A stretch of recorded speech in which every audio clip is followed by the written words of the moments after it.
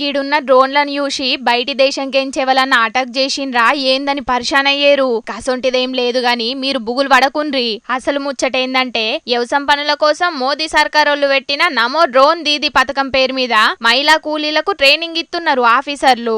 అయితే అన్ని రంగాల్లో మిషన్లు వాడుకుంటా పనులను జల్దినెట్లా చేస్తున్నారో గట్లనే దేశంలో వ్యవసాయ పనులు జల్దిన కావాలంటే గిసొంటి టెక్నాలజీ వాడుకోవాలి. ప్రతి రైతు డ్రోన్ల గురించి తెలుసుకోవాలి. వాటితోని పనులను ఈజీగా చేసుకోవాలనే పథకాన్ని తీసుకొచ్చిండ్రు సర్కారోళ్ళు. గందుకే షేన్లకు మందు కొట్టనీకి డ్రోన్లను ఎట్లా వాడాలనో చెప్పనీకి గీడున్న మహిళలకు ట్రైనింగ్ ఇచ్చిండ్రన్నట్టు ఆఫీసర్లు. ట్రైనింగ్ అయిపోయినాక సొంతంగా ఆళ్లకు డ్రోన్లను కూడా ఇస్తారట.